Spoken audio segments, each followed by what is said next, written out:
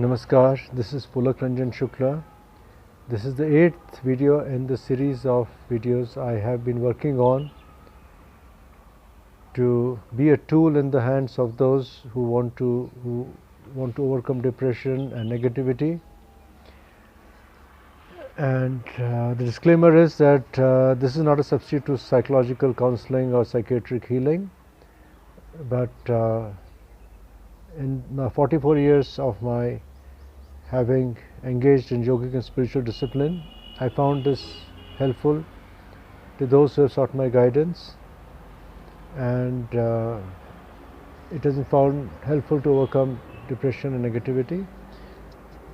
These tools I've been trying to provide is not to self-promote or to monetize, but out of genuine empathy for those who are undergoing depression. And if you have any question about this or the previous videos, there is a link in the description of a Facebook group called Satsang Shuklacharya, in which you can post a question and I can answer it there or in a video subsequently. And the link to previous videos is also in the description beneath. I have so far covered about yogic breathing, the specific techniques of breathings which help optimism and dynamism and good health, and certain techniques which focus on how to change the mood from the interplay of energies from tamasic to sattvic or rajasic, and including food. And this particular one I want to talk about rasa, the role that rasa plays. Rasa, it's about, let's say, literally in a way means mood. Here I am referring to rasa as mood, and that how the Indian philosophy or dance, drama culture also talks about the various moods which we experience, from humor to humor, laughter to anger to disgust to romance, beauty, sadness, and these are the kind of emotions, the basic emotions which we all are aware of or have experienced. In this, the role of the depression, the mood which is prevalent is that of sadness. And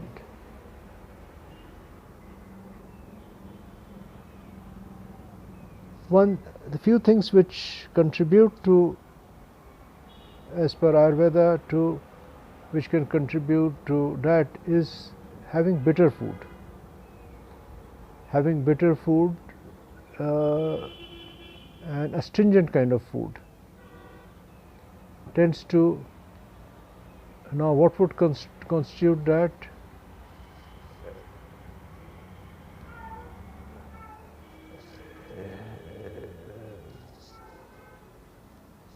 Is something which you all know. And so if one that is one aspect. Other thing is which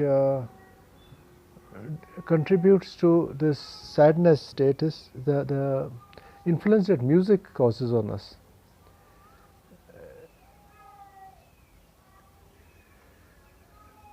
The music which is joyful, cheerful, it doesn't cause sadness. But if a man is missing his beloved or has lost someone precious, the songs that one typically hears about is a lost relationship is sad, and or otherwise melancholy kind of songs which are there.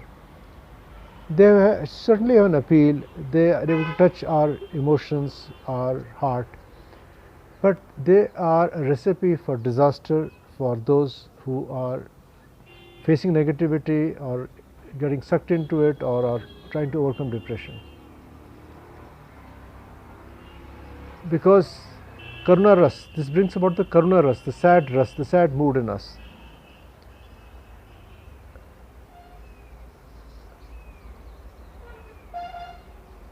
I'll share a link in the description beneath about this, the effect that the sad music has on those who are undergoing depression or who are facing negativity. So,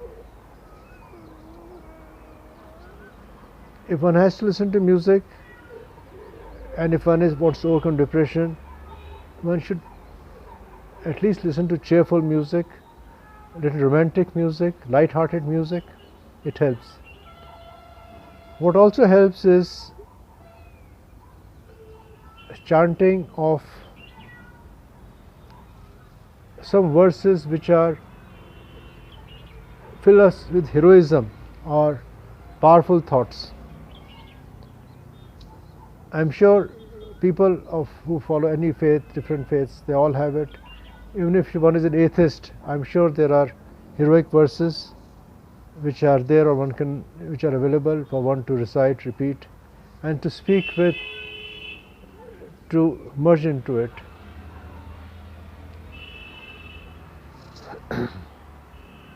One energizing sound which I would think is secular and not specific to India itself is Om. The belief here is when the Big Bang happened, when the consciousness appeared itself in various forms as universe,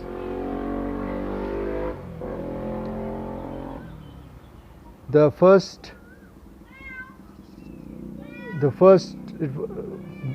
sound was that of a lot of sounds put together, a big roar.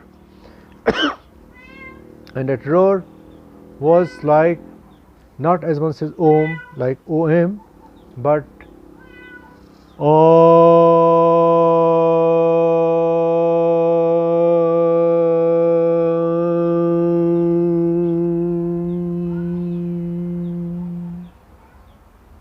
I'll repeat it twice more.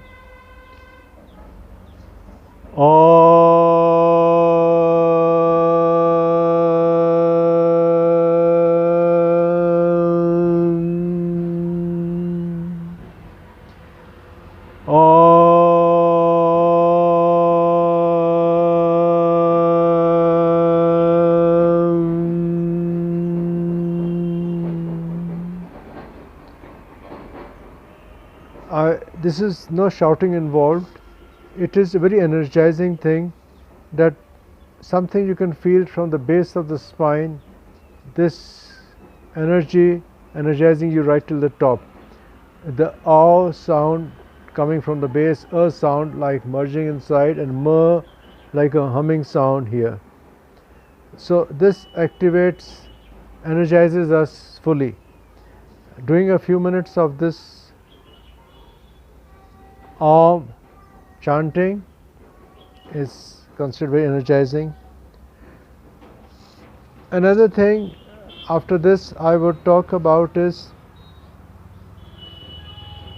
about the Gayatri mantra. Now Gayatri mantra is a verse which is said for the sun god, but in reality it is the most secular and most uplifting verse if one understands the meaning of this.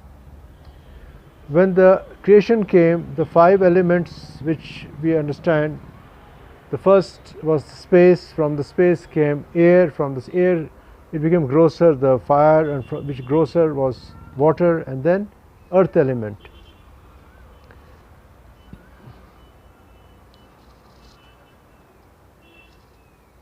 The Indian philosophy talks about 14 universes. This is the time of metaverses people are talking about, but it is talked about ancient times about 14 lokas, 14 lok, 14 bhuvan, 14 universes. And they are in, let's say, in a human body, from the base of the spine, which is earth centric, then water centric, then fire, then air, space, and then subtler and subtler are the 7 lok referred as Bhu, Bhuva, Swaha, Maha, Jana, Tapa, Satya. And beneath this are the 7 lokas, which are the 7 kinds of nether worlds, not desirable, but from where the evolution has happened, with animal consciousness, etc., also was there, to the point where it comes to where the humans start experiencing higher consciousness. So that a person looks at the higher consciousness, the mantra is Om Bhur Bhuva Swaha, which is Om here is like consciousness, earth, water, fire, indicating that upward movement. Let our consciousness go subtler and to the higher consciousness, to the divine consciousness. Let the movement be there. Swaha Bhargo Devasya Dhimahi. Om Bhur Bhuva Swaha Tat Saviturvarenayam. Tat is that, Savita is the creator. It is referred to as sun, but it refers to the creator, one who is created. Tat Saviturvarenayam. I accept the creator, I own the creator. So one who has created these things, what Bhur Bhuva Swaha, the earth, water, fire, and subtle elements, I own that creator, I accept that creator. Bhargo Devasya Dhimahi. Dhyojo Naha Prachodayat. Let my mind meditate on that creator, that divine, and become one with the divine.